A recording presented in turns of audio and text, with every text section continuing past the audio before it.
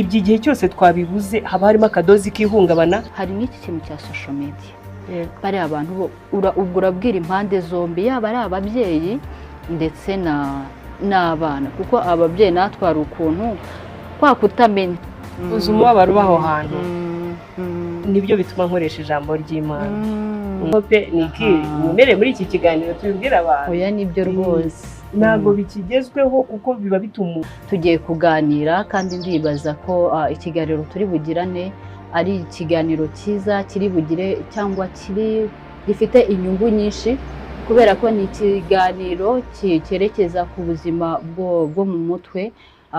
Abantu benshi ntago turabyumva ibintu bijyanye n'ubuzima bwo mu mutwe, nta nubwo tuzi, niba navuga nta nubwo tuzi nyine uko bigenda, ntabwo tuzi ko bibaho, ariko ugasanga umuntu abitekereje kubera ko amazi yamaze kurenga inkombe. Rero Devota arabikora, yarabihuguriwe, n'umukeneye ashobora kumwegera, arabikora, agiye kudufasha gusobanukirwa birushijeho. Devota nubwo nari nkuvuze ni izina rimwe, abadukurikiye ntago bakuzi mu buryo burambuye, ugiye kubibwira mu buryo burambuye kugira ngo bamenye uwo turi kumwe. Murakoze. Nitwa Devota Mukamwezi. Yego. Ndi umumama muri ni Kigali. Yego. Ndi mental health cyangwa counselor cyangwa mental health practitioner mu ndimi z'amahanga niko bakunze kubivuga. Abantu benshi ibi bintu ntago babyumva. Sinzi wenda weho ubibamo ugenda ubibona, hari ubuhamya, hari ibyo ugenda ubona. Rero turagira ngo wenda kugira ngo tuze kubijyamo byimbitse, ariko ubanza udufashe ubundi ubuzima bwo mu mutwe ubundi niki. Ntago tubyumva benshi, ntago babimenya, ahubwo ugasanga umuntu aragiye ararembye, navuga ngo abitekereje nyuma nta garuriro agifite, amazi yaramaze kurenga inkombe. Kugira ngo abantu babyumve ubundi ubuzima bwo mu mutwe bishatse kuvuga iki n'iki. Ubuzima bwo mu mutwe nk'uko twari tumaze no kubiganira, World Health Organization cyangwa ikigo cyita ku buzima bwo mu mutwe cyo kibidefinisa nk'ubuzima umuntu aba arimo bushobora gutuma akora ibyo akora neza, abanira bagenzi b'amahoro, ashinga imishinga igakunda, kuko nyine mu mutwe hameze neza. Nk'uko byitwa ni ubuzima bwo mu mutwe. Wenda ikindi nakongeraho mutari mumbajije ni uko ubuzima bwo mu mutwe buri uburyo bubiri. Hari ibyo bita good mental health cyangwa poor mental health. Poor mental health niho biba bitagenze neza bitewe n'ibibazo wahuye nabyo. Turabimenyereye yuko mu buzima twese duhura n'ibibazo. Yego. Uyu munsi uba uri amahoro, ejo bikaba ari ibibazo. Uyu munsi uba washyingiwe cyangwa washyingije, ejo ukaba wapfushije cyangwa urashyingura cyangwa umuvandimwe. Haba hari ibintu byinshi bituma duhungabana. Yego. Muri icyo gihe cy'ihungabana rero niho ubuzima bwacu bwo mu mutwe butamera neza. Akaba ari byo byakwitwa poor mental health cyangwa ubuzima bwo mu mutwe butaguwe neza, budatekanye, kuko wahungabanye, hari cyagushotse bigenda nabi. Aho ni naho dukenera counselors cyangwa abajyanama. Yego.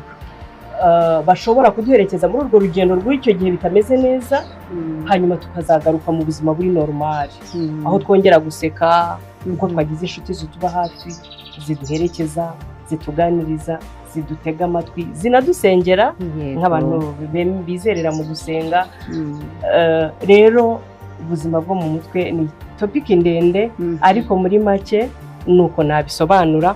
Rero mu gihe twavuye muri bya bihe by'ihungabana tukagaruka mu buzima busanzwe byaduhangabanyaga, tumaze gutekana, nibyo byitwa good mental health. Aho ni hahandi dukora imishinga yacu igakunda byoroshye, niho tugena imigambi bikatworohera, niho dusura inshuti tukazibanira neza.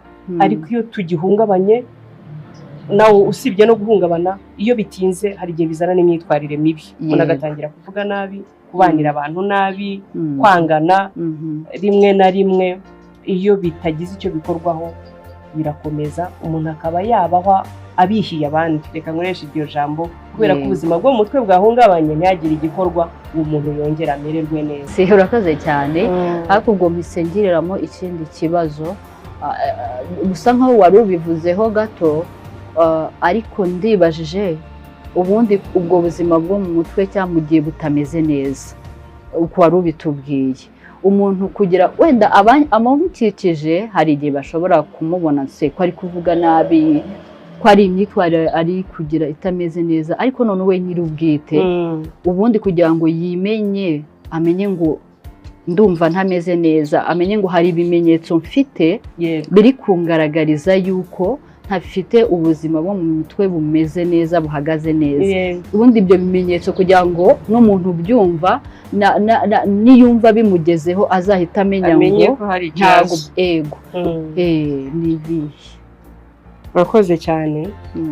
Nk'uko twasanze hari ibyiciro bibiri by'ubuzima bwo mu mutwe, n'ibyo bimenyetso biba bitandukanye.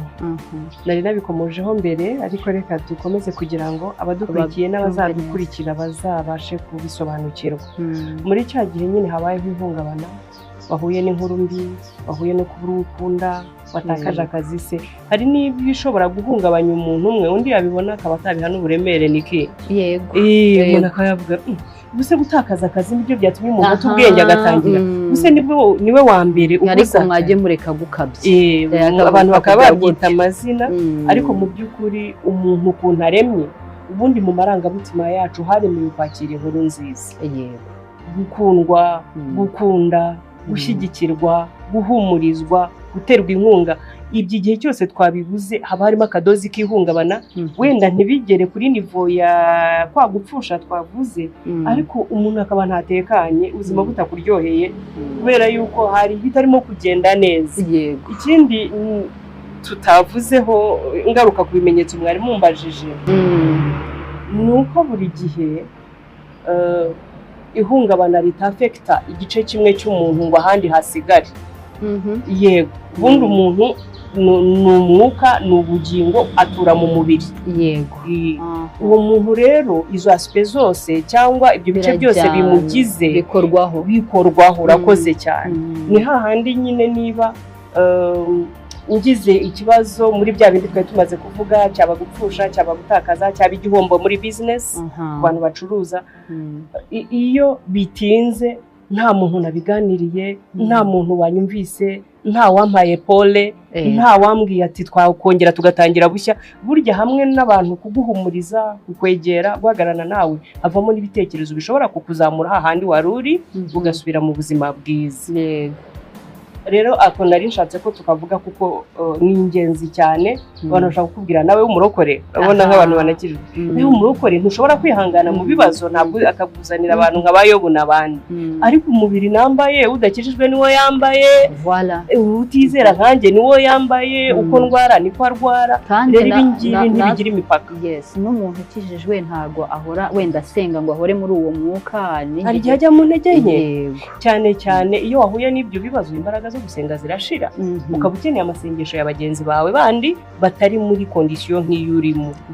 Rero nako nashakaga kugira ngo duklarifiye cyangwa tugasobanureho neza yuko ubuzima bwo mu mutwe ni ikintu cyagutse, ni ikintu gikora ku marangamutima, ni ikintu gikora ku bugingo, kwa gusenga bikanga, gucika intege bikanga, apeti gakatika, n'umubiri ukaba affected.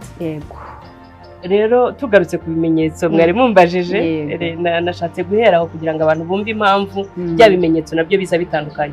Iyo umuntu yishimye, ni hahandi akwakira aseka, anezerewe, kuri telefoni ntashake kukurekura, ibyo umubajije akagusubiza na morale.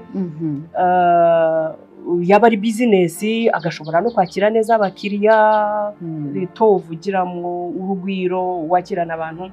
Ubwo ni hahandi muri good mental health, cyangwa mu gihe ubuzima bwo mu mutwe buguwe neza, amarangamutima yishimye, imibereho yawe imeze neza, nta cyagushotse. Ibyo bimenyetso rero nibyo biranga wa muntu umerewe neza mu marangamutima cyangwa mu buzima bwe bwo mu mutwe. Azapanga imishinga bikunde, uzamugisha inama bimworohere, agira ibitekerezo byinshi byuzurirana, bizima, bishimishije.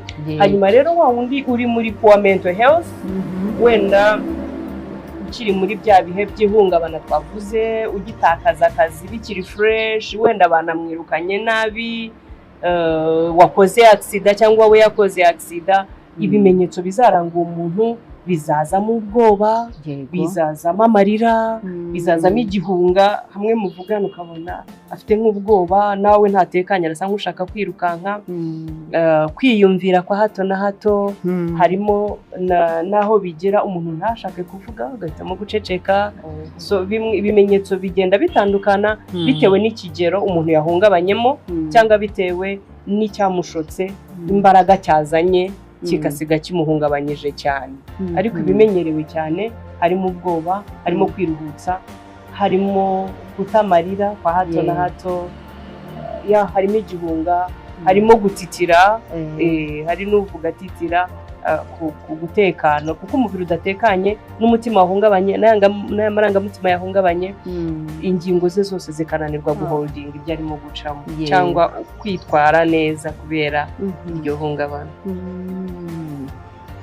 Hanyuma rero uwo muntu yumvise cyangwa abonye ibyo bimenyetso, ni ryari cyangwa ni iyihe mpamvu cyangwa se ni ryari ushobora kumubwira ati noneho byarenze uko kwiyumva nabi, byarenze wenda kuri gutakaza amarira, ariko noneho kuri iyi nshuro byagakwiye kugira aba professionals, ureba abo baganga baterapeuti nyine ureba wegera kugira ngo bagufashe. Ese ubwo bizaba byageze he kugira ngo uwo muntu abe yakwegera abaganga cyangwa abamufasha? Sinzi niba uri kubyumva neza. Ndabyumvise. Yego, ndabyumvise. Ni ikibazo cyiza, ariko ntabwo wagira umuntu inama atafite ubushake. Ahanini biba byiza iyo uyu muntu yatangiye urugendo rw'ubujyanama cyangwa rwa counseling, hanyuma ukamenya ngo twatangiranye amerewe gutya, igihe tumaranye sesiyo ya mbere n'iya kabiri hari improvement cyangwa hari impinduka nziza, ndabona bungu batakiruhutsa cyane, amarira yarashize, ubategereje kwiyongera kwigarurira icyizere. Hanyuma aho ngaho iyo mugendanye urwo rugendo, ukabona ibyo mvuze bitarimo kugerwaho, ahubwo wenda atangiye kugira n'amajwi yumva abandi batumva, atangiye kugira ibyo yikanga mwebwe mutabona, biba bivuga ngo aho gukira wa muntu ubuzima bwe burimo kugenda burushaho gusubira inyuma. Hanyuma aho biba bigaragaza ko ya materapi y'ibiganiro, kumutega amatwi, kumukarma, kugendana nawe rwa rugendo biba bitagifashije, haba hakenewe kugira imiti atangira gufata. Reka nange nk'urugero, nk'abantu baba muri relationships wenda cyangwa baba mu mibanire, babana n'abantu babahohotera, abuse, ndumva ari hohotera. Umuntu ubayeho mu ihohotera ahorana impamvu zimwibutsa, zitrigaringa umubabaro we n'ibimubabaza. Iyo rero hatagize igikorwa, buri munsi ahora abwirwa amagambo mabi, ahora abwirwa ko ari umwana, ahora abwirwa ko adashobotse, ahora abwirwa ko nta byemezo akwiriye gufata, cyangwa se wenda mugenzi we banabana ntabe yamugisha inama mu byemezo by'umuryango, ari nk'abantu babana nk'umugore n'umugabo, ubundi iterambere ryanyu rigera rishingira ku nama mwagiye, ibitekerezo mwasangiye, ibyemezo byanyu mukajya kubifata bijyanye n'iterambere mwabiganiriyeho, mwabyemeranijeho. Inshuro nyinshi rero mu bantu babana bafitanye amakimbirane, uwo mwanya ntago bakunze kuwugirana. Niki usanga inshuro nyinshi nk'umuco wacu, umugabo niwe nyir'urugo, niwe ufata ibyemezo, madamu akabona umusaruro cyangwa ntanawubone kuko hajemo nyine kutubahana, kutagishanya inama. Iyo bitinze buri gihe ukabona ibyemezo yabifashe atakugishije inama, rimwe na rimwe bikakugarukaho wumva hari icyo wakabikozeho mbere y'uko bikwitura hejuru. Ibyo bikomeza kugenda bikubihira, bikazavaho bikarema nk'indwara mu buzima bwawe. Bimwe mu ndwara ziba develope, hari umutwe udakira, muzabyumva kenshi, amaso agatukura, imitsi ya hano igatangira kurega, hahandi umuntu ashobora kubura ibitotsi. Ibyo ni bimwe mu bimenyetso bigaragaza umuntu urimo agenda atakaza ubuzima bwiza bwo mu mutwe, bikageraho akenera gufata ikinini kugira ngo asinzire, cyangwa bwa bubabare ya pain yaregesheje imitsi y'amaso no mu irugu kugira ngo ituze ibe calme, agakenera gufata imiti. Aho niho biba bitagikeneye izi nama n'amaterapi asanzwe, ahubwo biba bisaba kugira ngo noneho ajye kwa muganga basuzume barebe neza ikitagenda, bamugenera imiti ishobora kumufasha. Iyo rero bitagize icyo bikorwaho ni iki tutaraharenga, niho ahandi usanga abantu bavuga ngo umuntu noneho ngo yarwaye indwara yo mu mutwe. Bikaba bitakira ubuzima bwo mu mutwe, byabaye indwara yo mu mutwe kuko yagendanye n'ibintu igihe kinini biremereye, ntibibone treatment, ntibigire icyo bikorwaho, ntibibone ubuvuzi, hanyuma bikabyara indwara. Aha, urakoze. Hari ahantu numva n'ubundi turi butinde ntaragera neza. Devo, urabizi ko nibyo twatangiye tuvuga, hari ukuntu ibi bintu tutarabyumva, ugasanga uwo muntu yahuye n'icyo kibazo, hari uburyo atari kwiyumva neza, akabyumva bigakura, bigakomeza bigakura, bikagera kuri iyo stage yo gutangira mugani kunywa ikinini kugira ngo asinzire. Ariko kugira ngo twirinde ko umuntu abanza kugira bwa burwayi bumujyana hariya hose, uwo muntu n'iryari azamenya ngo natangira kubona bya bimenyetso twagiye tuvuga, ni ngombwa guhita ajya gushaka wamufasha ako kanya cyangwa haba hakiri kare? Ese ni areka abanze yumve bwa bubabare bumugeze ahantu, kubera ko hari igihe umuntu abyumva gutyo akabyoroshya, wenda ndarwaye biraza kurangira, cyangwa amazi, cyangwa mugenzi akamubwira ati mugani genda unywa amazi ubikida birashira. Ubwo rero kugira ngo umuntu avuge ego, nubwo tutarabyumva ariko biri kuvugwa, hari abamaze kubimenya, aho kugira ngo umuntu akomeze, niba ubuzima bwe ni byose uvuga butameze neza bwo mu mutwe, ntazabasha gutekereza neza, nta kintu azabasha gukora mu buryo bwiza. Rero kugira ngo yirinde ko bigera aho ngaho, ni ryari ushobora kumugira inama, wamubwira ati muze mutwegere, n'uwumva wenda hari aho biri kwerekera, uwumva bigeze aha ngaha? Yego, urakoze Niki. Dore ukuntu byoroshye. Iyo ukomeretse, iyo ukomeretse igufwa rikavunika cyangwa ntirivunike ariko imitsi ikababara, ikirenge kikaba cyahengama cyangwa ukavirirana mu buryo busanzwe ku mubiri, ntabwo ushobora kuvuga ngo nzivuze ejo. Ni urwo rugero njya nkunda gutanga. Ntabwo wavuga ngo ntibirakomera, ntabwo harazamo ama infection, ntabwo wategereza ko infection ziza ngo ubone kujya kwivuza. Rero ubundi abongereza baravuga ngo the earlier the better. Kwivuza hakiri kare nibyo byiza.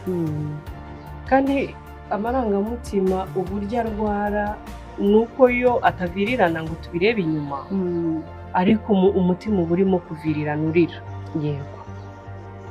Twabivuzeho rero tunatangira yuko uko igikomere cyo ku mubiri kitumerera, ariko icy'amarangamutima nacyo kiba kimeze nuko cyo tuba tutahabona. Gutinda kukivuza rero ubu urimo utegereje ama infection twavugaga. Ama infection yo mu marangamutima yo rero iyo aza nka depression. None iyo byajemo depression rero biba byafashe indi ntera cyangwa urundi rwego, ku buryo bitangira kukuganisha mu kurwara mu mutwe no gufata imiti kurusha uko wari bufate therapy n'amasession na counselor na discipline, bikagufasha gukira kuba hatarazamo infection. Nkuko rero tugira ama infection umubiri, akazamo amashyira, imisonga ikakubuza gusinzira mu gikomere. Igikomere cyo mu marangamutima cyo uko kigenda kigwiza infection, kititabwaho, kitahabwa ubuvuzi, gisoreza muri depression cyangwa muri bya byemezo abatoya bakunze gufata ibiyobyabwenge n'ibindi, kuko umuntu aba yamaze gutakaza valeri ye, yumva kubaho bitakimuryoheye, ntacyo bimumariye. Rero rimwe na rimwe abantu bagasoreza muri buriya buryo tubona bwo kwigunga, guhunga abantu, kuko iyo ni nkaho ariyo yakabaye igana muri infection yo mu marangamutima, nk'uko iyo ku mubiri itera ibisebe, kunuka, kuzamo bya bindi byose. Yego, ndabyumva neza rwose aho ngaho. Ariko se uwo ni uwabimenye akagira ubwo butwari akabikurikirana hakiri kare bitaragera kure. Ariko se nko kuri wa muntu utarigeze ubimenya agahungabana cyangwa ntabashe kubikurikirana, akabikurana, akabikomezanya, akabyambukana akajya muri relationship cyangwa mu rugo, urumva agiye afite bya bikomere, rimwe na rimwe anihuriye n'umuntu we utaranahungabanye. Noneho reka tuvuge kuri wa muntu utarahungabanye ahuye na wa muntu wazanye bya bikomere, kandi mu rugo n'ubundi buzima barifuza kubaho neza, rya juru rito twifuza, ariko nyamara hari undi muntu mu marangamutima wangiritse. Ese abo bantu urwo rugo kujya babibalansinge, yaba ari bwa buzima bwo mu rugo bugende neza, ndetse n'ubuzima bwo mu mutwe yaba ari kuri wundi udafite ikibazo ntibwangirike, kuko urwaye hari igihe yangiza mugenzi we, wenda kwa no kutamenya no nawe ntarakira, akaba ni handi usanga ashobora kumubwira nabi, nyine ugasanga araheyajisa mu buryo bukomeretsa utarwaye, na wa wundi rero ntabimenye kuki ateye gutya, nawe agatangira kuvuga, nawe ugasanga ingo zangiritse muri ubwo buryo bitewe n'iyo mpamvu. Ese ni gute babibalansinga ubuzima bwo mu rugo ndetse n'ubuzima bwo mu mutwe ntibube bwakwangirika? Ikibazo cyiza cyane. Yego. Twari twabaye nk'abagikomozaho mu mwanya utambutse. Yego. Mu by'ukuri ngira ngo ibi biganiro nicyo bizadufasha mu create awareness, kumenyekanisha yuko ubuzima bwo mu mutwe atari icyaha, atari intege nkeya, atari ubuswa, atari ubupfapfa. Nuko turwara imibiri ikarwara, tukanywa ibinini, tukarwara umutwe, tukarwara malaria, tukarwara tifoyide. Ubuzima bwo mu mutwe nuko burwara, kuko bwo burwazwa n'inkuru bwakiriye, za shoke twatangiye tuvuga. Ibyo rero ntago bikumirwa, Niki, ntago bikumirwa. Ntushobora kubikumira, nta muhanga wabyo, bigera ku bantu bose. Yego. Nta mahitamo tuba dufite, ariko hari icyo dushobora gukora. Yego. Kubimenya ndumva abantu basigaye babimenya, ahubwo umuco wacu ugatuma babibika, ntivamo, ntita hanze, ntibamenye ibyanjye, basanzwe banzi niyubashye, batazamfata nk'umuntu wananiwe urugo, ntazafatwa nk'uwananiwe urushako, umugabo wanjye nabo bitazamusebya. Abantu bagahitamo kwiyorosa, bakashyiraho indi sura nk'uko dushyiraho make-up, ukabona ishusho gasmayilinga rwose, kandi mu mutima irimo kurwara. Ibyo bintu rero ntabwo bikigezweho pe, Niki, mwemere muri iki kiganiro tubibwira abantu. Oya, nibyo rwose ntabwo bikigezweho, kuko biba bituma bisoza bitwishe wa munezero dukereya hejuru mu mutima udahari, bigatuma dusoza ibyo twahishaga nabyo bigiye ku mugaragaro, kandi mu buryo bubi. Ushobora gutwika inzu ngo uhishe umwotsi, niko bakunda kuvuga. Yego. Rero mu gihe ufite umuriro w'induru, w'inkeke, w'ikirwara se, by the way twibanze no ku bintu by'ingeso n'imyitwarire. Ariko ibintu hari igihe bizana na raporo ya muganga, bakubwiye ko diyabete yazamutse, kanseri itazakira, ibere bagiye kurica cyangwa ukuguru. You understand? Ntabwo aho hantu ushobora kuvuga ngo urakomeye ku buryo wowe uri bukomeze ntacyo bigutwaye. Urarwara. Niyo ndwara, niyo mpamvu twavuze ngo umuntu afite ikibazo cy'ubuzima bwo mu mutwe, murwaze nk'uko urwaza uwa malariya, ahubwo umenye ngo w'imiti akeneye ni iyihe, ni ya neza yawe. Ni ukumwumva, ni ukumwegera, ni ukumufasha, hanyuma ubundi ukanamugayidinga cyangwa ukamufasha gushakisha ubundi ibyo bivurwa gute kuko wari ukomeje ku kintu cy'ubutamenya kuba abantu batazi niba banarwaye batazi naho bari bwivurize. Uburyo bwa mbere ni terapi za counselors. Ni hehe counselor ni ubuhe wizewe? Ese babaho burya igihe cyose utaragira ikintu gituma ushaka umuntu aba hari ariko utamuzi. Iyo utaragira impamvu zikujyana mu rukiko ntabwo ubuze amanimero y'abavoka kuko ntabwo ukeneye ukunganira mu rubanza. Rero ubutamenya bwo ntabwo ari ikibazo. Iyo bibaye ngombwa ko ukenera umuntu uramushaka ukamubona. Ndumva ari uko nagisubiza. Rero icyo kuba abantu batabizi badafite amakuru n'iki kiganiro wenda kizatanga amakuru kuri bamwe batari babizi cyangwa babyumvaga ukundi, ariko icyo numva twabwira abantu badukurikiye nuko byihutirwa. Cya kibazo wambazaga birihutirwa kuko nutagira n'ibibazo we mu rushako ntuzabura raporo ya muganga. Ishobora kutaba iyawe ariko ikaba iy'uwawe, yaba umugabo wawe, yaba umugore wawe, yaba umwana, yaba umubyeyi kuba kibafite. Ibyo bintu ntaho wabihungira, ariko uburyo bwo kwiyubaka ni ukumenya amakuru ajyanye nabyo. Nk'uko iyo wakeneye kujya mu rukiko ukenera avoka ukamubona, iyo wakeneye muganga w'abana warwaje umwana uramubona. Icy'ingenzi ni uko twemeranya yuko ubuzima bwo mu mutwe nibwo butugize. Iyo bwahungabanye biba byihutirwa kugira icyo ubikoraho kugira ngo ubuzima n'imishinga yawe yindi ishobore kwavansa.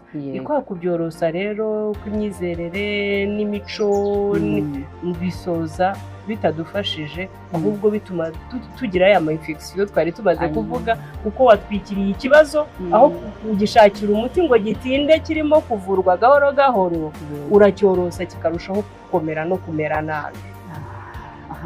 Niba mbyumvise neza wenda harimo byinshi usobanuye, ariko kuri ba bantu babana ubanza hari ukuntu wari ugakoma mugenzi wawe hahandi asa nkaho afite izo, niba ari intege nke, niba ari uburwayi sinzi nabyita, wenda ayo marangamutima ye nyine atameze neza, ukamumenya ukamwumva. Harimo n'ibyo yavugaga kumufasha, kureba bamufasha, kubamenya. Ahubwo hari akandi kantu nyibukije tutari tuvuzeho kandi k'ingenzi. Hamwe n'uko bakumenya cyangwa bamenya kugira ngo babone uko bamfasha, hari n'inshingano yacu natwe yo kubwira abo tubana. Ibyo ntibabirota tutabivuze. Dukeneye kubabwira, wenda njye ndwara umutwe ukabije, burya nsinzira ari uko namize betapine, cya kinini kihagarika ya peyini ikabije. Ese wabaye iki? Narwaye umutwe ndi umwana, nigeze kwikubita hasi sinakira neza, cyangwa se nakoze accident irakira ariko insigira ako kantu. Umuntu niyo support aguha ukamufasha kumenya iyo ukeneye. Hari abantu nanone batavuga bakagora abagenzi babo, kandi akaguma expectinga ko iyo support akeneye igomba kuza uko ayikeneye, nyamara uyiguha atazi icyo ukeneye. Ubwo bufasha ukeneye ubuguha atazi ubuhe koko. Buri wese afitemo uruhare cyane, yaba ari ufashwa yaba ari n'ufasha. Kuko ufasha ugakeneye kumwumva akamenya ngo afite ahangaha, iyo byagenze gutya, iyo yazamutse gutya, akamusobanukirwa nyine, akamenya na uburyo nyine yitwaramo, akamenya n'uburyo amutwara, akamwumva mu gihe byagenze gutya. Ubwo noneho wandi ufashwa nawe akamufasha, agafasha umufasha kumwumva icyo akeneye ni iki. Byiza cyane. Ni byiza kuko akenshi usanga tujya ku bana tutaziranye byimbitse. Rero urumva haramutse hajemo ibyo byo kumenyana byiza cyane. Twakomeje kwibanda ku bantu wenda bubatse bari mu ngo, ariko ndibaza wenda ujye uhura nabyo, ntabwo twakwirengagiza yuko hari n'abana n'urubyiruko bagenda bahura n'ibyo bibazo by'amarangamutima. Ubwo buzima bwo mu mutwe ugasanga ntihandi usanga umuntu avuga ngo njye mfite depression bitewe n'ibintu bitandukanye. Sinzi niba ujya bumva ngo yagiye ngo wenda kuri iyi nyubako runaka aramanuka nyine ariyahura, kandi wenda n'urubyiruko yarakira umwana mutoya, wenda ngo bamwanze se. Hari n'iki kintu cya social media, bari abantu ubwo urabwira impande zombi, yaba ari ababyeyi ndetse n'abana, kuko ababyeyi natwe hari ukuntu kwa kutamenya tutabyita, wenda urababwira, uragira icyo ubabwira. yego urubyiruko. Yego. Niki urakoze, ni ikibazo cyiza, ariko mu by'ukuri burya bihera mu miryango. Yego. kuko urumva aba bana nitwe tuba twababyaye. Wenda hamwe na bwa bumenyi bukeya cyangwa mu by'ukuri ntabwo twakora ibintu byose icyarimwe, noneho na pressure y'imibereho ibiri mu miryango n'ababyeyi kubana n'abana kenshi biba bitacyoroshye. aba b'urubyiruko baba muri interina kenshi, akagenda agahura n'amagurupe ya bagenzi be ku ishuri, ingeso yakurayo n'imyitwarire bikagaruka mu rugo. Ariko icyo nari mvugiye ko bihera mu miryango, nibura twashoboye gukemura ikibazo cya ya makimbirane twebwe nk'ababyeyi, abana bagakurira mu mwuka mwiza, hari ibyo twakumira. Numvaga ari uko twakareba. Burya amakimbirane ntabwo agarukira ku babyeyi ngo abe aribo baba bafite gusa, burya yafekita n'abakiri mu nda, nuko biba biremereye. Bivuze rero ngo nibura twe nk'ababyeyi dutangiriye aho tubimenyeye, tugakereya environoma iryoshye, tugakereya transparence mu rugo, transparency, abana bakamenya ko umubyeyi ntabwo ari intare yinjira ngo bahunge, ni papa, birakwiye ko basabana, ni mama. Hanyuma iyo environment, iyo mibereho, iyo klima, hari ibyikumira. Hanyuma ya myaka mito yamenye ko ari nabwo abana bangirika cyangwa bakaba bazima. Yego. Iyo bageze mu kigero cyo kujya rero muri segonderi na kaminuza, bafite urwo rufatiro nibura ruzima rw'aho bavukiye, bakuriye mu miryango, hari bitabafekita cyane ngo bagende cyane. Ariko ntabwo twirengagije. Urumva binende kwa ntibitewe n'uburyo batoje cyane wa muryango mwiza babayemo. Yego. Nibura ibyakabangije bituruka ku babyeyi ntibaba babifite, ubwo ibindi biza nka external factors, niko abongereza babyita, biza biturutse hanze bitavuye indani muri famiye. Yego. Ibyo rero byakoroha.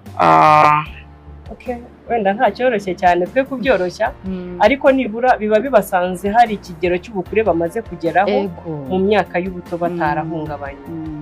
Haba hari ifatizo, haba hari umusingi, nibura mwiza. Ku rubyiruko rero ikintu twababwira ni iki, ni uko bajoyininga groups nziza, kuko iriya peer pressure niho abana bapfira cyane. Guhuza na bagenzi bawe, gukenera kuba uri kumwe n'abandi, gukururwa n'ibyo barimo nawe udafite imbaraga zibyanga, niyo peer pressure. Rero urubyiruko numva twarusaba kureba ejo habo, gutangira kumenya ndashaka kuzaba iki nindangiza kaminuza, ubundi kubera iki ndimo kwiga in the first place. Ndimo kwiga ngo ejo nzabeho neza, nzaba umuntu w'umumaro ku giti cyanjye, kuri famiye mvukamo, no ku gihugu muri rusange. Wamaze kumenya igituma wiga, urara amajoro, ukora ama examen, utari mu rugo, wagiye kuba ku ishuri, hari n'abiga bacumbitse, waba ucumbitse mu miryango cyangwa ucumbitse mu mahome. Ibyo byose bigaragaza ko hari ibindi bintu wigomwe, hari ibindi waretse, hari gususuruka ko muri famiye wakabaye bazifite. Yego. Ibyo byose wabivuyemo, iyo soft life, iyo comfort zone yo kuba mu muryango, ukabaho kubyumva neza, ukunzwe, witabwaho, ibintu byose babiguhera ku gihe. Wabivuyemo, ushoboraga guhitamo kureka kwiga. Izo ngero nazo murabizi ko tuzifite. Rero umuntu wageze kuri urwo rwego yakabaye ari n'umuntu utekereza ejo he. Ndumva ariyo nama twabaha, ukavuga uti niba ashaka kuzaba minisitiri w'ejo, niba ashaka kuzaba executive, niba ashaka kuzaba umuntu wiyubashye, wenda n'izo titire tubaye tuziretse, umuntu w'umumaro, hari groupe wareba ukumva aho zitazakujyanayo. Ugahitamo abantu mubana, ugahitamo filime ureba, ugahitamo ibitabo usoma, kuko ibyo byose bigaburira ubwonko bwacu. Nk'uko iyo twagaburiye imibiri yacu intungamubiri, amavitamine, turatoha, tugashisha, tukamera neza.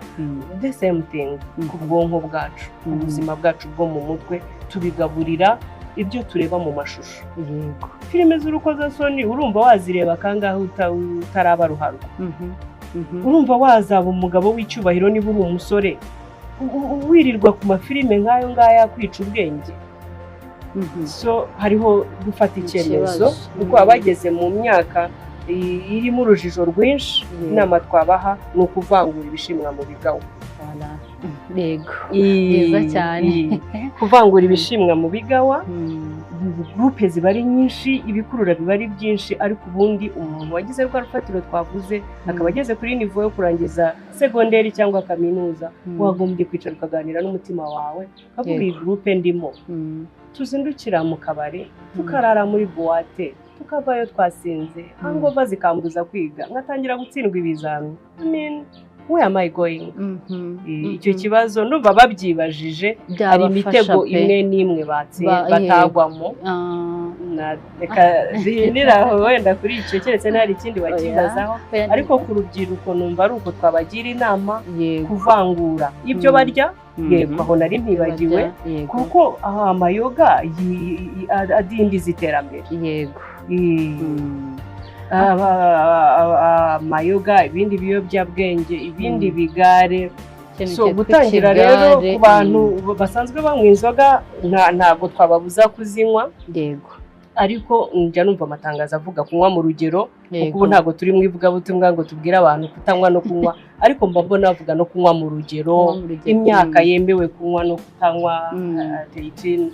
So nibura banywe mu rugero, ariko bibaye byiza be kubyimenyereza. yego kuri iyo myaka ikiri mito utaratangira kugira inshingano, uzatwarwa unanirwe kwikurayo. So uburyo bwiza ni ariya debeta twavuze, irinde wikingura umuryango wabyo cyane hakiri kare. Urabyirinda gute? Ugabanya umwanya umarana na babandi bazinywa, babandi bakuzanira amafilime y'ubwoko bwose, babandi muratana exame kubera ko mwagize hangover, mwatinze mu bindi bintu. Niba ufite ya viziyo twari duhereyeho tuvuga, ubundi ushobora kuganiriza umutima ukavuga no abo bamaca abantu bari inshuti zanjye, nubwo numvaga mbakunze gutandukana nabo bingoye, ariko hahandi nshaka kugera ndabona atariho bagana. ubwo rero ibyerekezo byacu ubwo bihabanye ndumva nahindura buhoro buhoro. Ni urugendo, disconnect and connect. ubundi disconnecta ku kintu kimwe, connecta n'ikindi. ndumva bisobanuye mu buryo bubasha cyangwa bwumvikana neza, kandi turi kugera no ku musozo, kubera ko iki kiganiro cyangwa ubuzima bwo mu mutwe, byerekeye amarangamutima, ni ibintu binini, ni ibintu binini byagutse. uyu mwanya tutahita tunavuga ngo duhite tubisoza byose, gusa igihari icyo tugomba kumenya, ubuzima bwo mu mutwe ni ishingiro cyangwa ni ifatizo ry'ubu buzima nyine tubayeho. Uko twamaze kubibona, niba tutameze neza, niba ubuzima bwacu budahagaze neza bwo mu mutwe, n'ahandi biragoye, ntabwo wabasha kugera kuri iryo terambere. nawe ubwo umubiri wawe ntiwabasha kuba umeze neza, birumvikana. Ariko rero ntaribagirwa abantu badukurikiye, nawe afite channel tuganiriza ibi byose mu buryo burambuye. Wenda turaza gupininga pini yiwe, muzanyuraho mu musure, arabisobanura mu buryo burambuye. Ariko hari uburyo nabonye utuganiriza. Ni ukubera iki utuganiriza ukoresheje ijambo ry'Imana? Nabonye uganira ukanyuzamo ugasoma ijambo ry'Imana, nabonye ari umwihariko, ukabisobanuye ukavangamo n'ijambo ry'Imana. Urakoze cyane. Uko twasobanuye ibintu bya mental health dutangira, umuntu ni umwuka, afite ubugingo, atuye mu mubiri. Yego. Uwo muntu urimo ibyo bice bitatu rero byose biragaburirwa. Kandi iyo bigaburiwe neza nibwo umuntu aba yubakitse yuzuye. Nkunda gutanga urugero, urumva twari tuvuye ku banyeshuri tuvuga ukuntu kariyeri zabo bagomba kuzubaka, bafite vision, bari focused kugira ngo bazabe abo bashaka kubabo cyangwa bagera aho bashaka kugera. Dufite ingero nyinshi za bene abo bantu bari n'abahanga cyane, abo bita genius. Yego. Banatsindira hejuru, babona n'amaburuse kubera ko amanota yabo ya attractinga ama sponsorship. Yego. Bakagenda. ariko niki uzi umubabaro umubyeyi agira cyangwa n'umwana umuntu yarubatswe mu buryo buri bw'imyigire bwa kariyeri buri cognitive bwo kwiga kudevelopa ubwonko n'imitekerereze umuntu akagenda akaba umuhanga akiga agatsinda ariko yagaruka muri community bya bigare twavugaga na peer pressure bikaba byamaze kumwangiza diploma akayibika agasigara ava mu kabara ajya mu kandi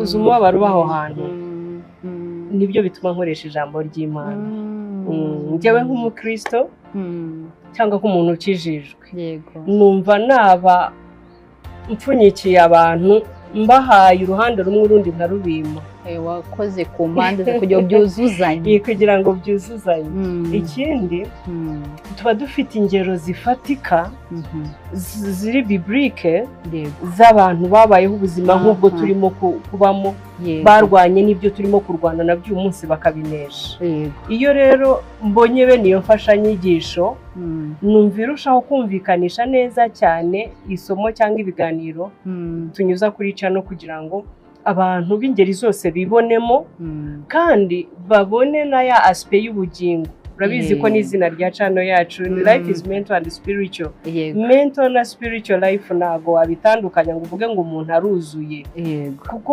umuntu w'ubwenge ufata utsinda wiga iyo nta moro nta values indangagaciro ari narwo rugero twari dutanze ukabona umwana yarize ni umuhanga ariko ashoje nta values afite nta ndangagaciro sibye n'iz'umuco nawe ubwe nta murongo nta cyerekezo yahawe kubera ko hari parti y'iby'ubugingo bitahawe agaciro cyangwa bititaweho rero niyo mpamvu njye mbikora kuriya bitavuze ngo nkorana n'abakristo gusa oya ni nk'uko ugiye kwa muganga udatoranya ngo ngende ndashaka uwizera nkanjye ngende ndashaka umuyisilamu cyangwa ndashaka umukatolike oya rero ibi byose bikombinira hamwe cyane cyane niyo myizerere turetse n'amadini twese Imana turayemera niyo mpamvu rero iyo component y'ubugingo njye nemera ko ari ingenzi cyane tuyitakaje twaba dutakaje icy'agaciro cyane ariko iyo yijemo na bwa bwenge bukazamo na psychology ikazamo na science ikazamo n'ubuzima busanzwe bukazamo tuba dutanze package yuzuye ku muntu twifuza gufasha cyangwa ku makuru dushaka guha abantu y'ukuntu bakwitwara muri ubu buzima bw'imvange gutyo yego ni ibintu byiza watekereje neza kandi ukora umurimo mwiza tukomeza kubwira abadukurikiye n'ubundi uraje utubwire izina ryawe neza n'ubwo wari urivuze ariko uraje urisubiremo muzamusure muzabyumva birushije kuko ubu ngubu tubaye nk'ababicagaguramo ntago tubyinjiyemo rero we agenda biganira mu buryo bugiye butandukanye kandi muzahungukira ndetse n'uwamukenera mu buryo bw'umwihariko ashobora kugufasha mu gihe uri muri uwo mwanya wumva utameze neza Mama Devota twibutse channel yawe ku buryo uwakenera kuza yahamenya nyine urakoze channel yitwa Life is Mental and Spiritual nubwo ari indimi z'amahanga ariko irasobanutse ubuzima ni mu mutwe no mu mwuka mu kinyarwanda nuko twabivuga kuko ntushaka kuvuga ngo umuntu ni muzima umutwe urwaye yego kandi umutwe ntushobora kuba muzima ubugingo burwaye ngo umuntu abe yuzuye niwe wari waraduhaye holistic mu buryo buri holistic uwo muntu aba acagase ntabwo aba yuzuye neza rero channel nuko yitwa Life is Mental and Spiritual ubuzima ni mu mutwe no mu mwuka nuko tubyumva ni nako tubisangiza abadukurikira rero ndumva ari icyo nasubiza reka mbonereho ngushimire cyane merci beaucoup kubwo umwanya wawe kubwo kwitanga ukabana natwe kandi namwe nkuko nabivuze muhagere mu musure mu subscribing mu mushyigikire mu buryo bwose ubundi namwe turabashimiye mwabanye natwe kuva ikiganiro cyatangira kugeza gisoje dukomeze tubane hanyuma rero dukomeza no kubifuriza intangiriro nziza z'umwaka ubundi mukomeze muhirwe muri byose ndabakunda ubundi naho ubutaha Imana ibagirire neza. Mama Devota bye, turi kumwe nawe ubutaha nitugukenera, turizera ko turi kumwe. Yego, merci beaucoup. Ya, naho ubutaha rero, bye bye.